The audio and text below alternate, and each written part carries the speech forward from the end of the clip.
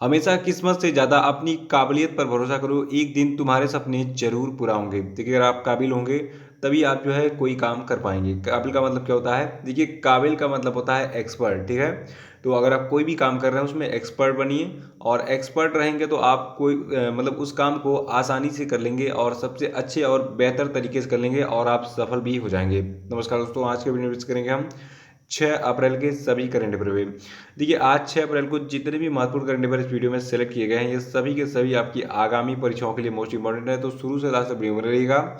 जैसा कि हर रोज जो है आपसे वीडियो के लास्ट में 5 क्वेश्चन ब्रेक हो जाते हैं, तो आपको इनके आंसर भी देने हैं और देखिए, जो पिछले दिन के 5 क्वेश्चन ब्रेक होते हैं, इस वीडियो के लास्ट में ही उनके उत्तर भी बताए जाते हैं।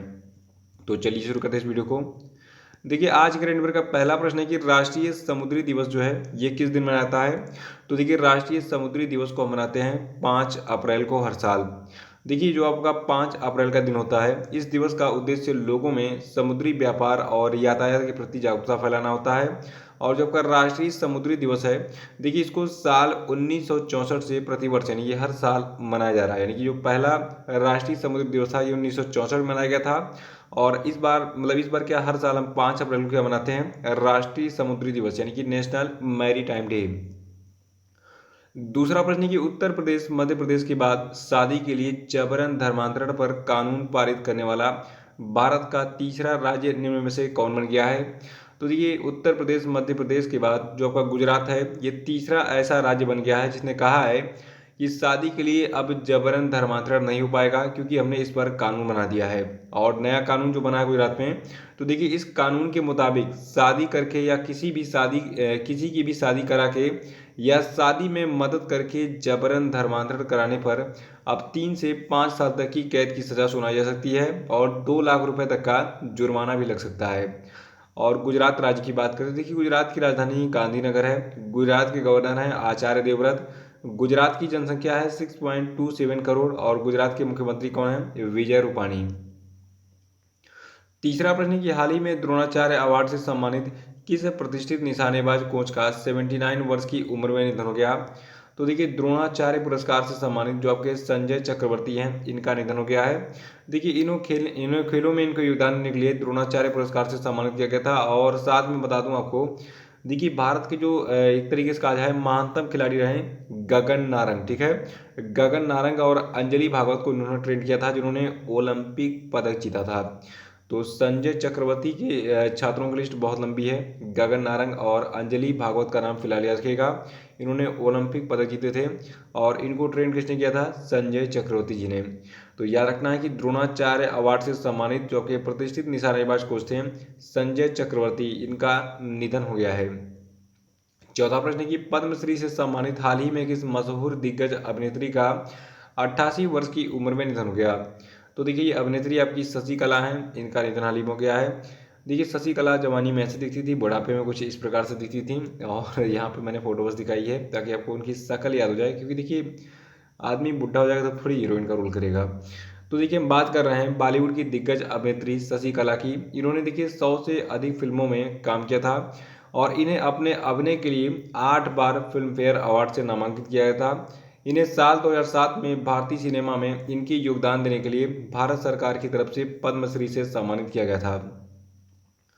पांचवा प्रश्न है कि हाल ही में भारत के किस पहले पर्यावरण मंत्री का निधन हो गया? तो देखिए, भारत के ये पहले पर्यावरण मंत्री थे दिग्विजय सिंह जाला। देखिए, जो आपके दिग्विजय सिंह जाला हैं, ये भारत के पहले पर्यावरण मंत्री थे और इन्होंने इस पद पर 1982 से 1984 तक काम किया था। और इसके अलावा ये गुजरात के वांकानेर से विधायक भी रह चुके हैं। ये 1962 से 67 तक वांकानेर से निर्दलीय विधायक भी रहे हैं। और छठवां प्रश्न है कि किस खिलाड़ी को डिजिट इंश्योरेंस कंपनी ने अपना ब्रांड एम्बेसडर बनाया है? तो देखिए, जो कि कंपनी है डिजिट इंश्योरेंस, इसने विराट कोहली को अपना ब्रांड एम्बेसडर बनाया है। देखिए, जो कि विराट कोहली, इन्होंने इससे पहले भी जो है जो आपका डिजिट इंश्योरेंस कंपनी है, इसमें कुछ निवेश भी किया था। और डिजिट इंश्योरेंस की बात करें तो देखिए, ये जो है एक सामान्य बीमा कंपनी है जो कि 1.9 बिलियन डॉलर के मूल्यांकन के साथ 2021 का पहला यूनिकॉर्न भी बन गया है। सातवां प्रश्न कि हाल ही में जापान के 2014 के नोबेल पुरस्कार के सह विजेता रहे इसामू अकासाकी का निधन हो गया। इन्हें किस क्षेत्र में नोबेल पुरस्कार दिया गया था?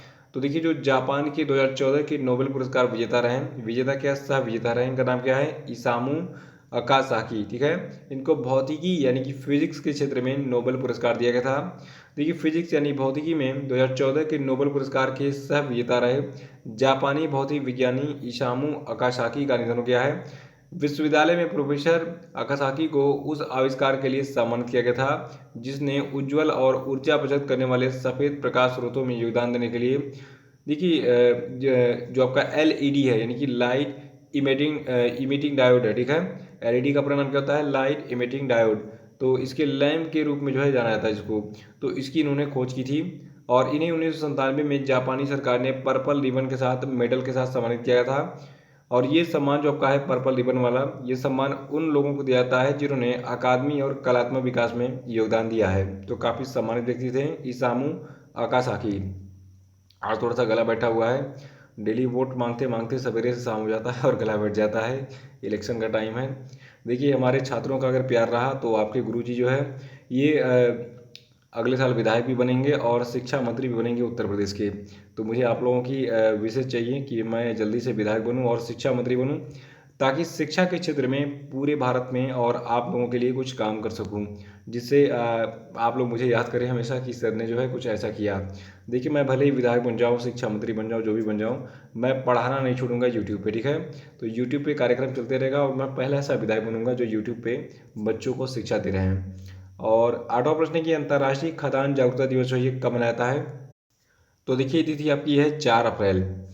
देखिए 8 दिसंबर 2005 की बात है, संयुक्त राष्ट्र महासभा ने घोषणा किया था कि अब जो है 4 अप्रैल को खदान जागरूकता और खदान कार्य सहायता के लिए अंतर्राष्ट्रीय दिवस के रूप में मनाया जाएगा। और आपको बता दूं पहली बार 4 अप्रैल 2006 को, ठीक है, कब, 4 अप्रैल 2006 को मनाया गया था अंतर्राष्ट्रीय खदान जागरूकता दिवस। देखिए इस साल यानी कि 2021 में संयुक्त राष्ट्र ने इस चुनौतीपूर्ण वर्ष के माध्यम से दृढ़ता, साझेदारी और प्रगति यानी कि जो आपका प्रिजर्वेंस है, पार्टनरशिप एंड प्रोग्रेस है, इसको उजागर करके खान कार्रवाई को बढ़ावा दिया है।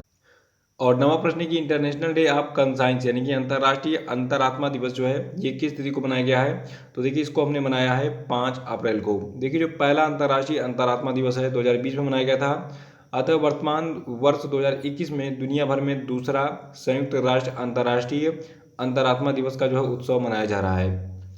और 10वां प्रश्न की हाल ही में किसने NCTE वेब पोर्टल का माई नेप 2020 प्लेटफॉर्म लॉन्च किया, तो देखिए NCTE वेब पोर्टल का जो आपका माई नेप 2020 प्लेटफॉर्म है इसको लॉन्च किया है रमेश पोखरियाल निशंक ने। देखिए जो भारत के केंद्रीय शिक्षा मंत्री है रमेश पोखरियाल निशंक, इन्होंने राष्ट्रीय शिक्षक शिक्षा परिषद NCTE वेब पोर्टल के लिए इस माई नेप 2020 प्लेटफॉर्म को लॉन्च किया है, जो कि 1 अप्रैल से 15 मई 2021 तक चालू होगा। और ये प्लेटफॉर्म जो होगा ये राष्ट्रीय व्यावसायिक मानकों के शिक्षकों और राष्ट्रीय मिशन फॉर मेंटरिंग प्रोग्राम सदस्यता के विकास के लिए एक मसौदा तैयार करने के लिए हितधारकों से सुझाव, इनपुट और सदस्यता जो है ये आमंत्रित करना चाहता है।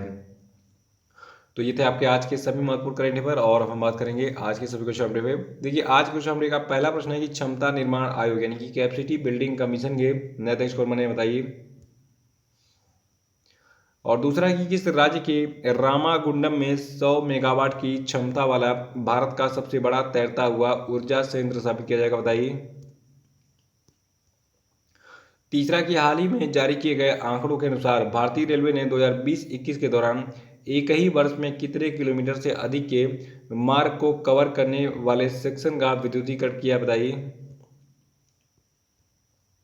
चौथा कि विश्व वन्य जीव दिवस यानी कि वर्ल्ड वाइल्ड लाइफ डे जो है ये कब मनाया जाता है, तो देखिए इसका आंसर बताइए।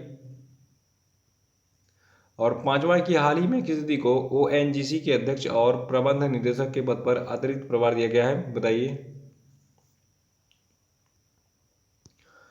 और अब हम बात करेंगे कल के जितने भी क्वेश्चन अपडेट थे उनके सही उत्तर क्या क्या है। देखिए कल का पहला प्रश्न था कि सार्वजनिक उद्यम चयन बोर्ड का नया अध्यक्ष किसे बनाया गया है, तो देखिए इनका नाम है मल्लिका श्रीनिवासन।